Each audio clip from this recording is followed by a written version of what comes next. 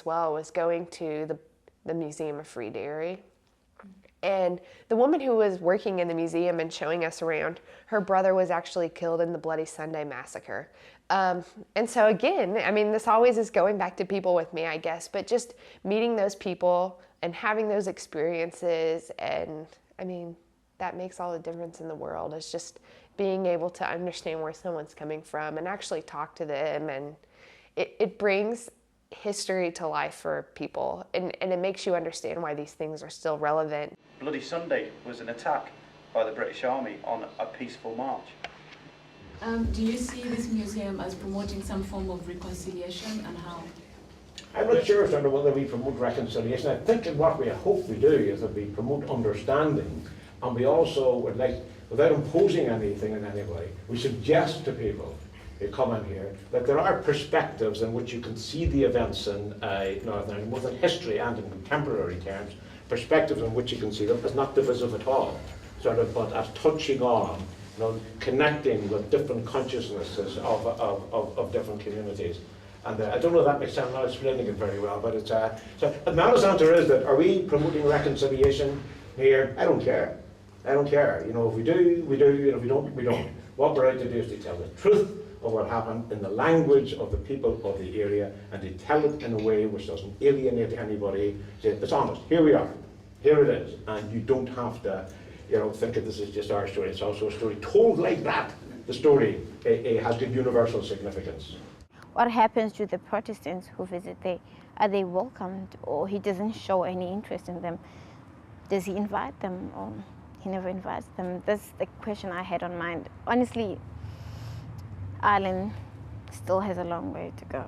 And that's not even to start on things like the name of the city, because you know that we have loads of controversy around that as well, I'm sure. Some people call this Derry, some people call it Londonderry, and there have been political moves in this council to advance that from the point of view of changing the name of the city. And certain people have taken different views on it, I don't know. I think it became an issue when people made it an issue.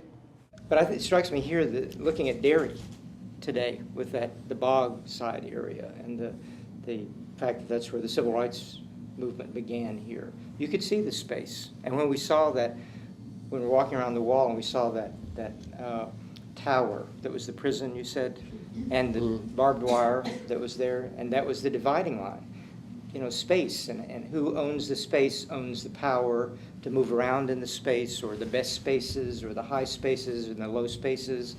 I think there's a lot of similarity in that regard in terms of issues of power and control around spaces. And there's Derry, there's the wall that's sort of the line of demarcation between the Protestants and the Catholics, the Nationalists and the Unionists. People look at the city walls and they say, is it a noose or is it a necklace? I think it's something which we're very grateful for, because it's something that makes this city very distinct from other places, makes people want to come here to visit it.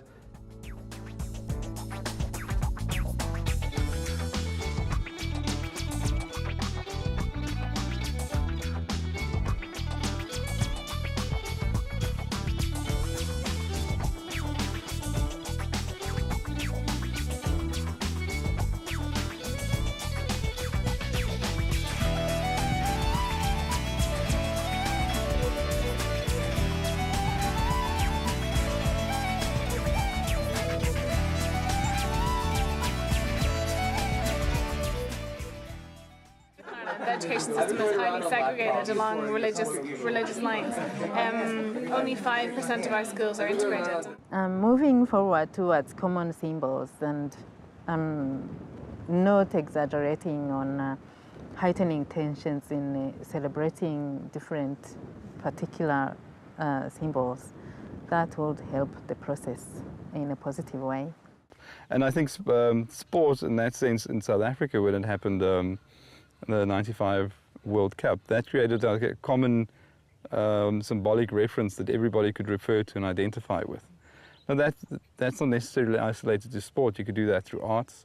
I think that's something we saw in the Deltas, that a lot of the reconciliation and the positive effects that came out of the blues, the music, and the culture that evolved around that.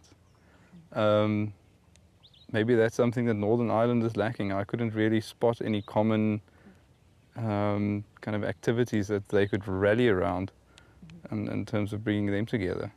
I had a chance to interview some representative of the local assembly.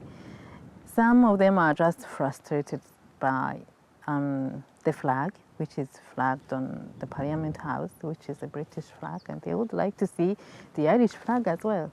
Since those two flags are for different countries, I think they should come to other symbols. For example, a proper symbol, a proper flag for Northern Ireland, specifically for Northern Ireland.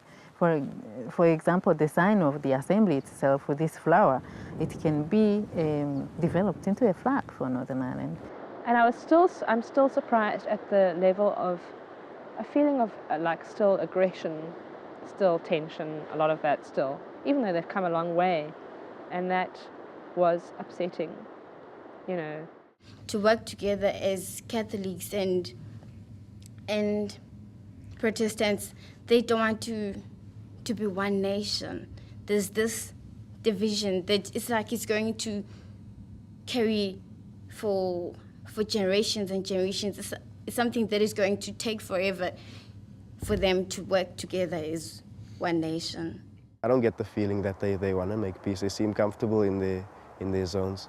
Also here in Ireland, I just thought that walking around the Bogside was so incredible, and seeing the division there so plainly represented by these walls, and knowing that there's a physical division and yet so much community pride in both places, and really seeing the tension reflected in the landscape.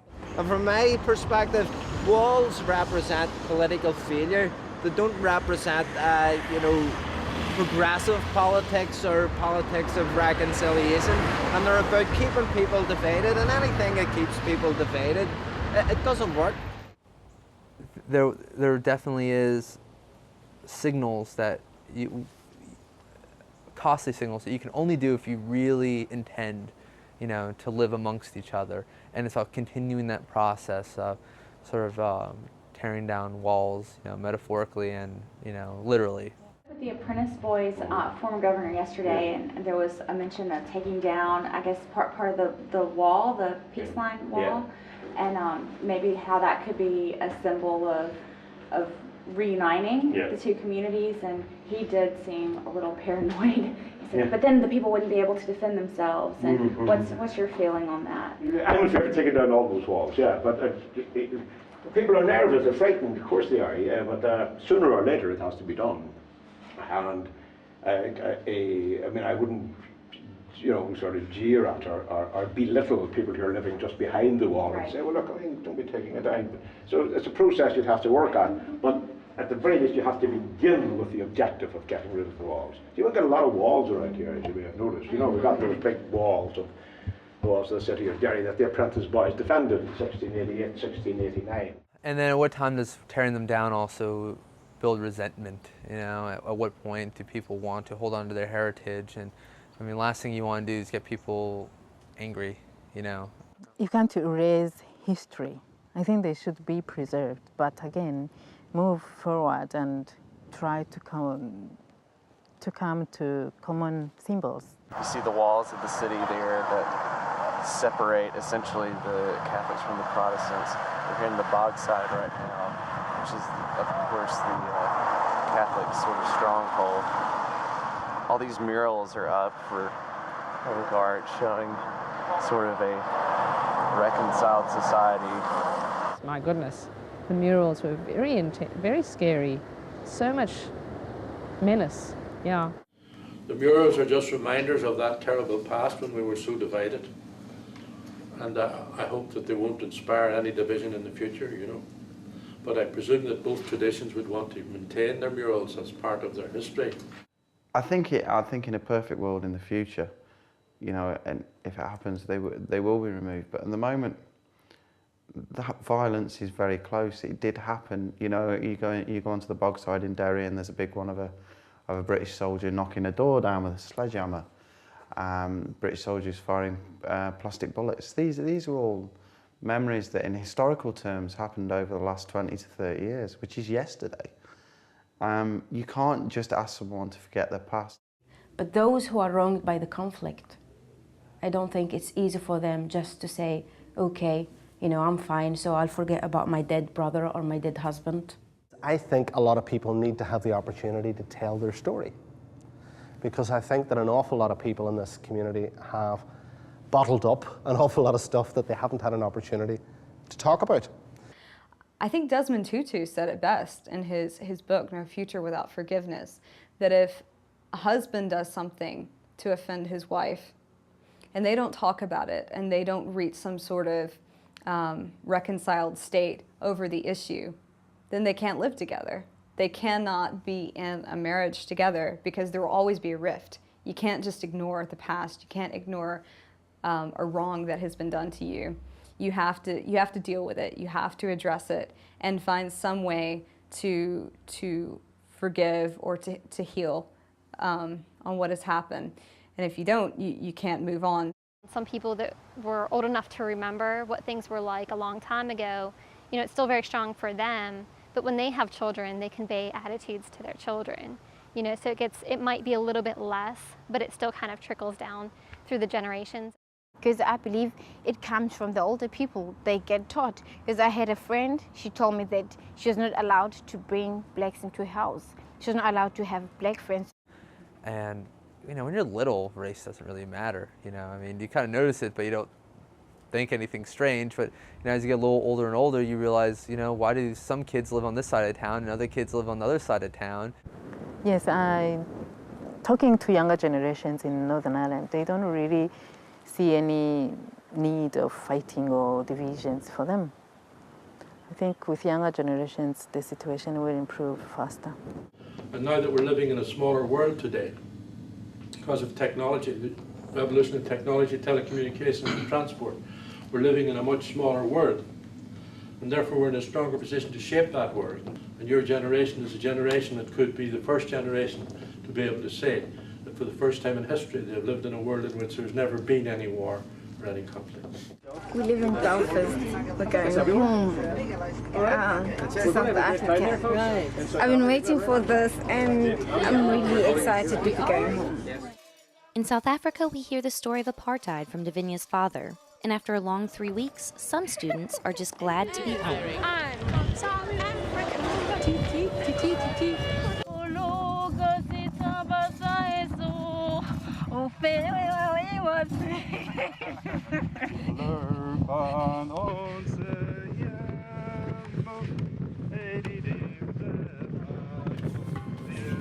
We're in South Africa now, and the beaches are absolutely beautiful.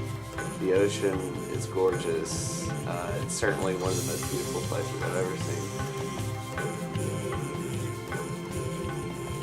Have you ever been to South Africa? I have not been to South Africa. This is my first time in South Africa and on the continent of Africa.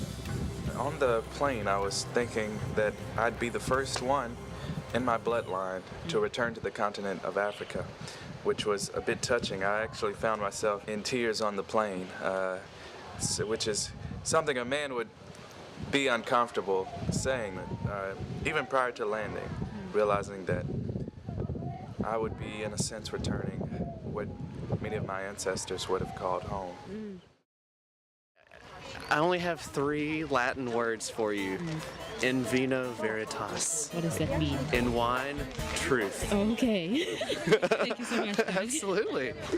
The group seems slightly divided between those who like to go out and have a good time and those who choose to stay in and enjoy themselves by other means. That's fine. I just wish we could find a common way to have a good time together.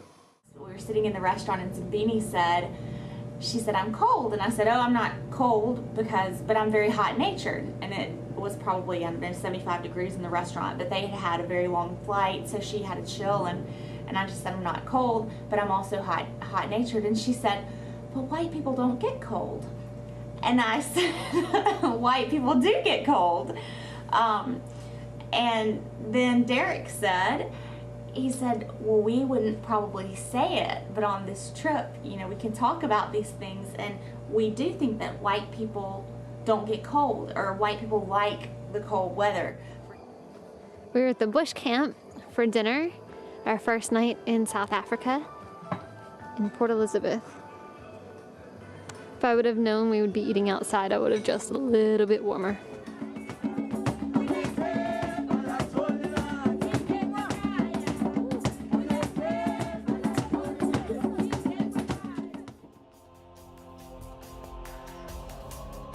I actually love the fact that we actually share the rooms together just to socialize more and to know about, you know, each other. And at the end of the day, just to learn that we're all similar.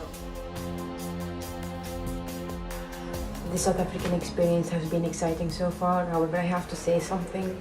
In terms of socially speaking, this has been really hard because we almost, you know, did not have the luxury of having any kind of privacy whatsoever. So we were kind of obliged all the time to stay together.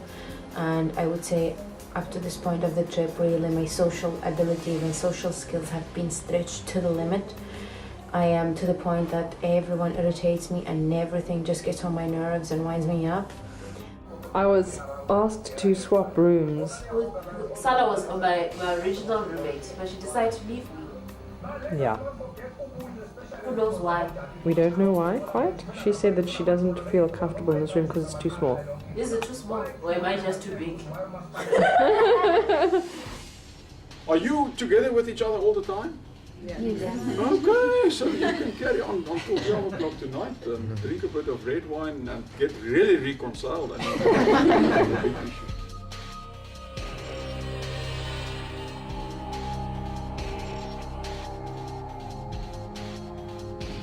And interpersonal conflicts have just been really wearing, I think, all of us down.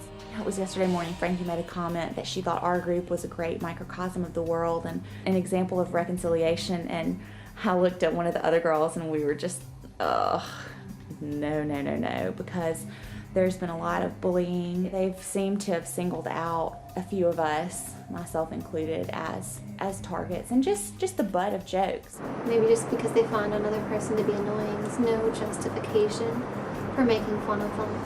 I find it really hypocritical of us to say that we are leaders and that we can, you know, try and tell the world what our ideas are for social reconciliation in divided societies.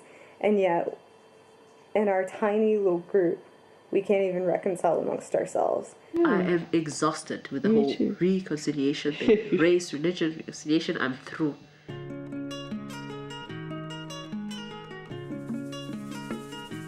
There was a little bickering, there was a little annoying each other, but what family doesn't have that?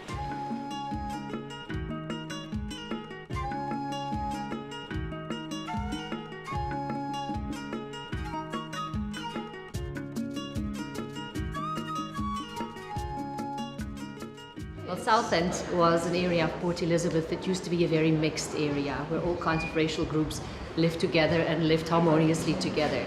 And then, of course, under the apartheid regime, the people had to move, the non-white people had to move.